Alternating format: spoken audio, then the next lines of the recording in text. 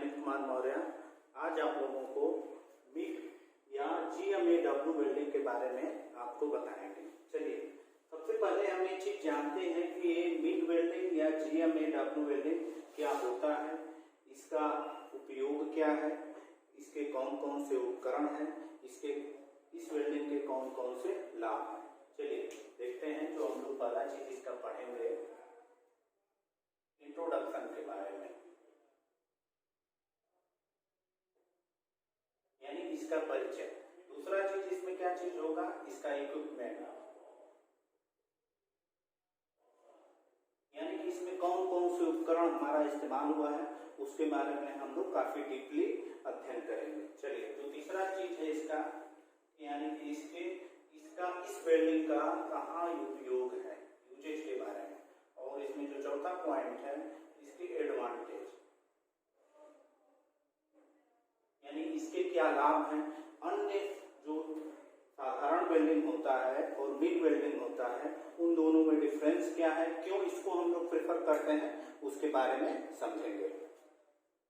चलिए, इसका इंट्रोडक्शन हम लोग पहला चीज जानते हैं।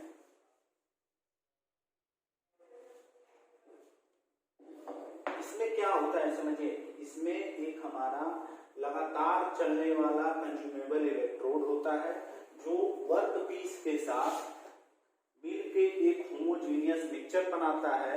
जहां पे वेल्डिंग होता है उस पॉइंट पे होमोजीनियस मिक्सचर बनेगा और वो वेल्ड पूल होता है, उसको हम लोग मोल्टेन पूल या वेल्ड पूल कहते हैं। और वो ठंडा होके एक अच्छा और साफ सुथरा जोड़ हमारा प्राप्त होता है। इसमें चलिए, इसमें जो मुख्य बातें हैं उसको हम आपको बता दें कि जो पहली चीज है इसमें क्या है। इसमें हमारा जो होता है, इसमें पावर सप्लाई जो होती है, DC पावर सप्लाई का इस्तेमाल करते हैं। अभी हम लोग पूर्व में टिग वेल्डिंग पढ़ा। टिग वेल्डिंग में क्या था कि उसमें जो होता है उसमें AC और DC दोनों सप्लाई का इस्तेमाल किया जाता है, बट मिग वेल्डिंग में केवल DC पावर सप्लाई का इस्तेमाल किया जाता है। और पहली चीज और आपको बता दें कि मिग का फुल फॉर्म क्या है और GMAW का फुल फॉर्म क्या है। ये इंपॉर्टेंट है काफी आपको समझने के लिए, बहुत ही महत्वपूर्ण चीज है। मिग का मतलब होता है मेटल इनर्ट गैस वेल्डिंग। और GMAW का फुल फॉर्म क्या होता है, क्योंकि देखिए दोनों चीज एक ही है, मिग या GMAW बात एक ही है। कभी कभी आपकी परीक्षाओं में GMAW दे देता है, कभी मिग दे देता है, तो आपको कभी घबराने की जरूरत नहीं है, दोनों बातें एक ही है। तो GMAW का मतलब क्या होता है, गैस मेटल आर्क वेल्डिंग। ये बातें जानते रहिए कि या GMAW दे दे तभी हम आप जान जाइए कि मिग है, या मिग दे दे तो आपको क्लियरली पता ही रहेगा कि मिग को ही हम लोग GMAW के ही नाम से जानते जाते हैं। चलिए, इसमें तो बातें हो गई। इसमें हमारा कौन सा पावर सप्लाई इस्तेमाल होता है, DC पावर सप्लाई का इस्तेमाल करते हैं। चलिए, इसमें जो दूसरा बात है वो क्या है, इसमें हम लोग कंज्यूमेबल इलेक्ट्रोड का इस्तेमाल होता है।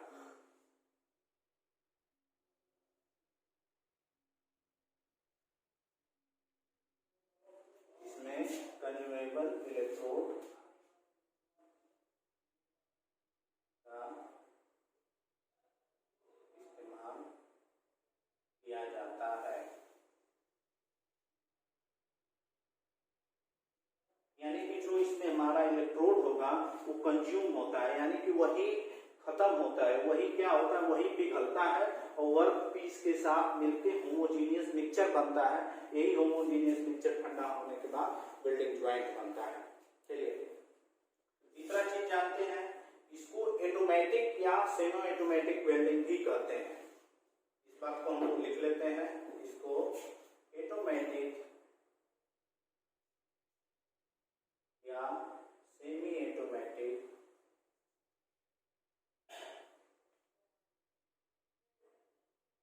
वेल्डिंग भी कहा जाता है। चलिए, इसमें जो चौथा बातें हैं वो क्या है, इसमें इनर्ट गैस के रूप में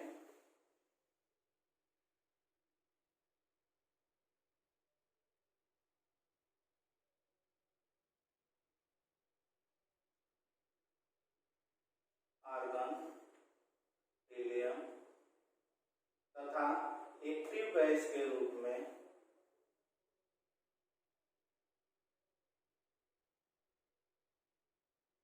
CO2 का इस्तेमाल करते हैं।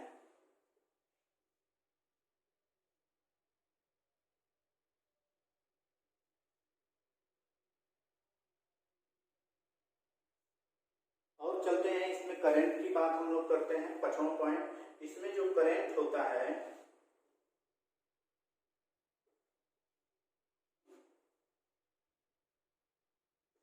350 एम्पीयर तक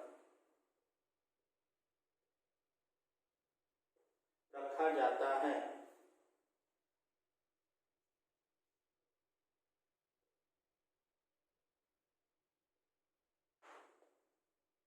अगली बात जो इसमें है, इसमें इलेक्ट्रोड बेस मेटल का ही होता है।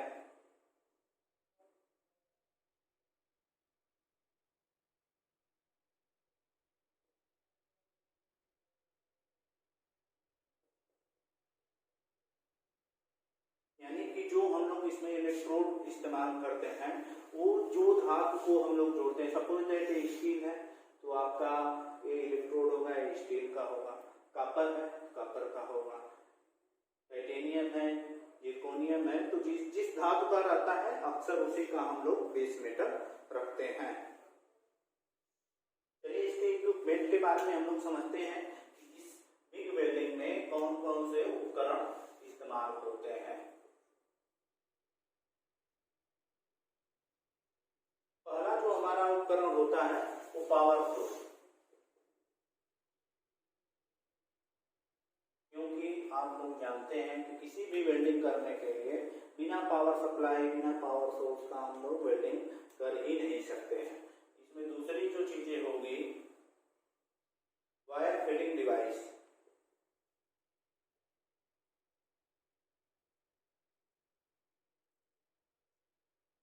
तीसरी जो इसमें बात होगी, वेल्डिंग गन।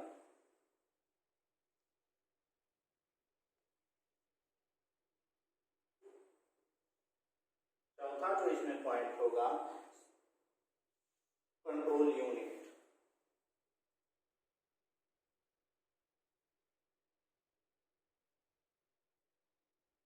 इसमें समझिए, ये चित्र में आपको दिखा दें कि क्या क्या चीजें हैं। देखिए जो ये हमारा क्या है कि यहाँ पे ही पावर सप्लाई है, ये हमारा डीसी पावर सप्लाई दिया गया है। क्योंकि आप लोग पूर्व में भी हम बता चुके हैं कि मिग वेल्डिंग या GMAW वेल्डिंग में पावर सप्लाई जो होता है वो क्या होती है, डीसी होती है। देखिए यहाँ पे हमारा एक प्लस माइनस का यहाँ पे डीसी पावर सप्लाई है। ये कहाँ से हम लोग देते हैं, इसके लिए डीसी जनरेटर या रेक्टिफायर का इस्तेमाल किया जाता है। तो यहाँ पे देखिए हमारा डीसी जनरेटर या रेक्टिफायर जो है यहाँ पे लगा है, तो ये हमारा पावर सप्लाई हो गया। इसके बाद क्या होता है, एक वायर फीडिंग डिवाइस होती है, जिसी से जो हमारा इलेक्ट्रोड है, कंज्यूमेबल इलेक्ट्रोड है, वो क्या करता है, मूव करता है। मूव करके यहाँ पे वेल्डिंग गन में यहाँ पे जाएगा और क्या होगा, यहाँ पे आर्क प्रोड्यूस होता है। वर्क पीस में भी हम लोग एक निगेटिव पोल को दे देते हैं और पॉजिटिव इधर से निकला है, आपका इलेक्ट्रोड में चला गया है। तो यहाँ पे क्या होगा, ये निकलेगा, यहाँ पे जो प्लस और माइनस दोनों होंगे तो आर्क बनेगा।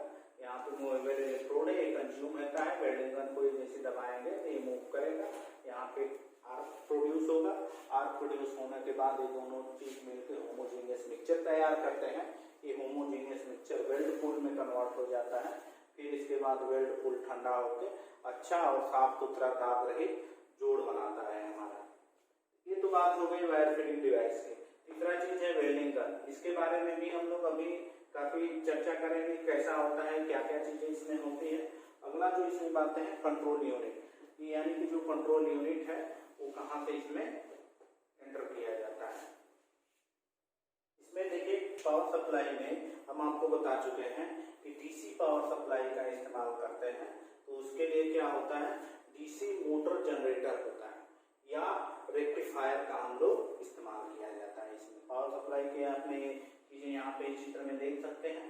अब दूसरी चीज है wire feeding device. Wire feeding device का मतलब कि एक देखिए वायर फीडिंग डिवाइस के लिए यहाँ पर चित्र में हम लोग समझते हैं, इसमें एक रोलर लगा होता है। वायर फीड रोलर, जिसमें हम लोग जो इलेक्ट्रोड रहता है वो इलेक्ट्रोड एक तरह समझिए कि इसमें वायर के रूप में रहता है, तार के रूप में रहता है, और इसको हम लोग वायर फीड रोलर्स में इसको एक रिबन की सहायता से इसमें इसको अंदर प्रवेश करा देते हैं। फिर देखिए स्पूल है, इसी में राउंड राउंड करके रोलर घुमा है। इसके बाद यहाँ पे जैसे ही वेल्डिंग गन में चला जाता है, इसके माध्यम से इसको हम लोग वेल्डिंग गन में कनेक्ट करा देते हैं। जैसे ही यहाँ पे हम वेल्डिंग गन को दबाएंगे ट्रिगर को इसको, तो यहाँ पे ऑटोमेटिक यहाँ से निकलने लगेगा, वायर जो हमारा है वो निकलने लगेगा। और जब निकलेगा तो यहाँ पे वर्क पीस में टच कराएंगे तो यहाँ पे आर्क बनना स्टार्ट हो जाएगा। जैसे ही आर्क अपना बनेगा फिर यहाँ पे हमारा होमोजेनियस मिक्सचर तैयार हो जाएगा और वो मोल्टन पूल में होके अपना कन्वर्ट होके एक जोड़ बना लेगा। अगला वेल्डिंग गन।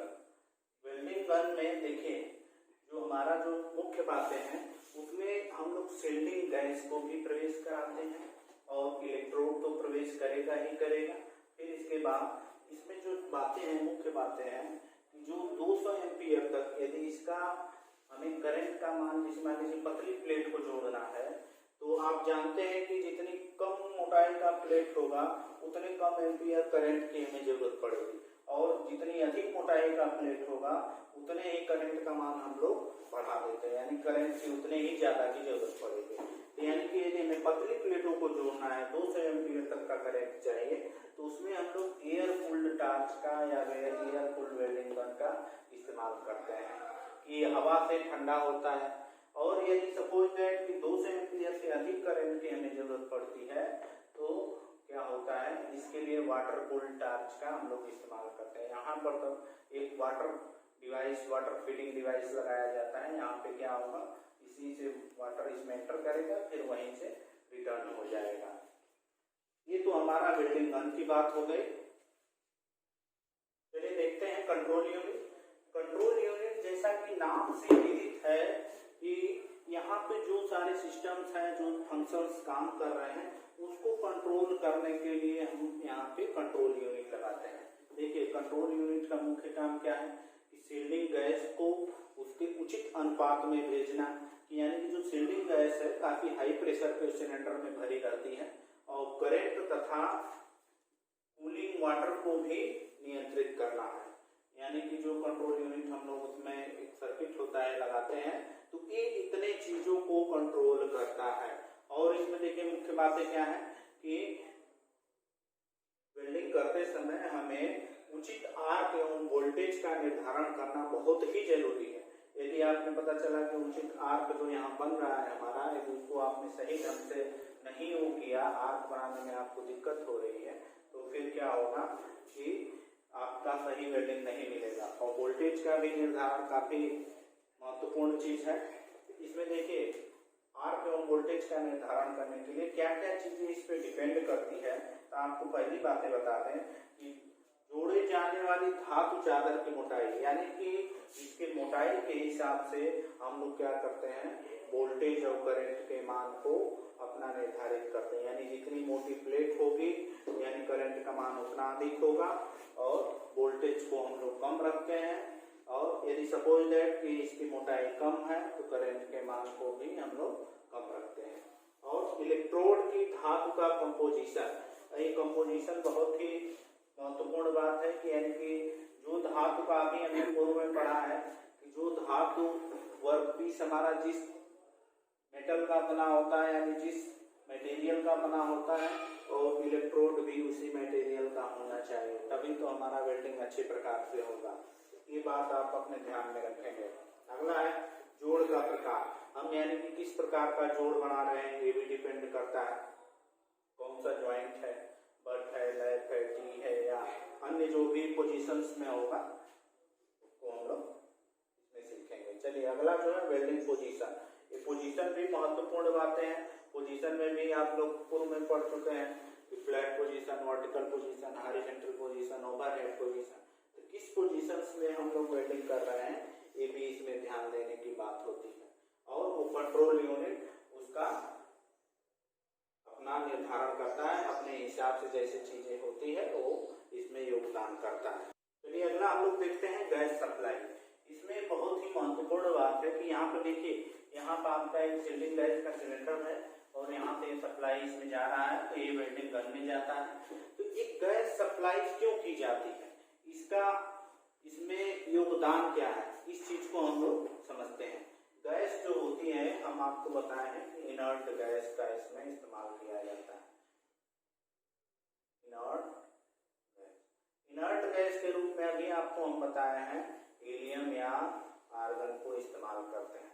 और एक होता है एक्टिव गैस। एक्टिव गैस के रूप में हम लोग CO2 गैस का इस्तेमाल करते हैं, इसीलिए इसको CO2 वेल्डिंग भी कहा जाता है, CO2 गैस का इस्तेमाल होने के कारण। चलिए ये देखिए, ये जो गैस की सप्लाई की जाती है, हम लोग जानते हैं कि वातावरण में कौन कौन सी गैसें हैं। वातावरण में आपका जो है नाइट्रोजन सबसे अधिक है, ऑक्सीजन है, और भी तमाम तरह की अशुद्धियां अन्य गैसें हैं जो काफी कम मात्रा में होती हैं। तो ये क्या करती हैं, जो नाइट्रोजन और ऑक्सीजन गैसें हैं, यहाँ पे जिस पॉइंट पे हमारा वेल्डिंग होता है, तो ये वेल्डिंग पूल में, वेल्ड पूल जो होता है उसमें यदि ये मिक्स हो जाती हैं तो यहाँ पे दोष उत्पन्न हो जाते हैं वेल्डिंग में हमारा। जो अन्य प्रकार के दोष आप लोग जानते होंगे, ब्लो होल्स हो गया, एयर क्रैक्स हो गया, स्पैटर्स हो गया, आदि इसमें दोष, पोरिसिटी हो गई, ये उत्पन्न करते हैं। हम लोग क्या चाहते हैं कि जो नाइट्रोजन और ऑक्सीजन गैसें हैं, यहाँ पे जो हमारा जिस पॉइंट पे वेल्डिंग हो रहा है उसमें मिक्स न होने पाए, इसीलिए हम लोग इनर्ट गैस का इस्तेमाल करते हैं। इनर्ट गैस क्या करती है कि ये किसी भी धातु से क्रिया नहीं करती है, ये किसी में मिक्स हो ही नहीं सकती है। तो यहाँ पे क्या होगा, जब ये हमारा वेल्डिंग गन से इनर्ट गैस अपना निकलेगी तो ये क्या कर सकती है, एक आवरण बना देगी और जो वातावरण की गैसें हैं उसमें प्रवेश नहीं कर पाती हैं, इसीलिए इसका इसमें इस्तेमाल करते हैं और हमारा एक अच्छा और सुदृढ़ जोड़ बनता है। इसके कौन कौन से उपयोग हैं उसको हम लोग समझते हैं। जो पहली चीज है हमारा कि जितने भी समझिए कि पदार्थ हैं उनको हम लोग बड़ा इजीली बिग वेल्डिंग से वेल्डिंग कर सकते हैं। इसमें जो पहली चीज है कार्बन स्टील, यानी कार्बन स्टील में high low carbon steel, medium carbon steel, high carbon steel को हम लोग काफी आसानी से वेल्डिंग इससे कर सकते हैं। Silicon steel, stainless steel, aluminium, copper, nickel, bronze आदि इसके एलॉय के लिए भी बहुत ही हम लोग आसानी से इसमें प्रयोग किया जाता है। और टूल स्टील, डाई स्टील के लिए भी इसका हम लोग इस बिग वेल्डिंग का इस्तेमाल करते हैं। और इंडस्ट्री में इसका कहाँ उपयोग होता है, एयरक्राफ्ट में, ऑटोमोबाइल सेक्टर में, प्रेशर वेल्डिंग में तथा पानी के जहाज बनाने के लिए हम लोग इसका उपयोग करते हैं, जो कि ये बहुत ही महत्वपूर्ण वेल्डिंग है और काफी इजीली इसको आसानी से किया जा सकता है, क्योंकि इसीलिए इसका नाम ऑटोमेटिक या सेमी ऑटोमेटिक रखा गया है। तो इसके लाभ के बारे में हम लोग जानते हैं, कौन कौन से इसके लाभ हैं। तो देखिए, ये जो है कंटिन्यूअस वेल्डिंग इसको भी कहते हैं, कभी कभी मीडिया मैट के नाम के सिवा कभी कभी ये भी चीजें आ जाता है कि कंटिन्यूअस वेल्डिंग कौन सी है, तो ये कंटिन्यूअस वेल्डिंग में आ जाता है। इसमें देखिए, इसमें क्या होता है, लगातार वेल्डिंग होती रहती है, इसलिए मिग और मैग वेल्डिंग जो है टिक वेल्डिंग से अधिक तेज कार्य करता है। टिक वेल्डिंग में हम लोग क्या करते हैं, टिक वेल्डिंग जो होती है वो मैनुअल होती है, लेकिन मिग या मैग वेल्डिंग जो होती है ऑटोमेटिक या सेमी ऑटोमेटिक होती है। चलिए इसमें अगला पॉइंट देखते हैं। एक अधिक गहरे पेनिट्रेशन में जोड़ बनाए जा सकते हैं, यानी कि जो जाम हम लोग जोड़ते हैं उसमें काफी अंदर तक, उसमें काफी गहराई तक उसमें जो हमारा मटेरियल है चाहे इलेक्ट्रोड है उसमें पिघल के पूरे अंदर तक डीप तक जाता है, इसलिए इसमें जो पेनिट्रेशन होता है वो काफी गहरा तक होता है। और पतले और मोटे दोनों प्रकार के इसमें जोड़ बनाए जा सकते हैं। इसमें पतले जाम के लिए भी, मोटे जाम के लिए भी काफी आसानी से जोड़ बन सकता है। और इसमें क्या होता है, साफ सुथरा स्पैटर्स रहित जोड़ बनते हैं, इसमें स्पैटरिंग नहीं होती है, बहुत ही अच्छा फिनिशिंग मिलता है, इसमें चिपिंग की जरूरत नहीं करनी पड़ती है, इसलिए वेल्डिंग बहुत ही अच्छी वेल्डिंग मानी जाती है। थोड़ा सा इसके डिसएडवांटेज है, ये थोड़ा कॉस्टली पड़ता है और इसको करने के लिए स्किल्ड वर्कर की थोड़ा जरूरत पड़ती है, नहीं तो बाकी ये अन्य वेल्डिंग की अपेक्षा काफी अच्छी होती है। इसमें फिनिशिंग और दोष रहे, काफी तेजी से एक काम करने वाला वेल्डिंग होता है। मुझे आशा है कि आप लोग इसको बड़े ही अच्छे तरीके से आप समझे होंगे और सीखे होंगे। और इसी के साथ मैं इस वीक चैप्टर को समाप्त करता हूँ।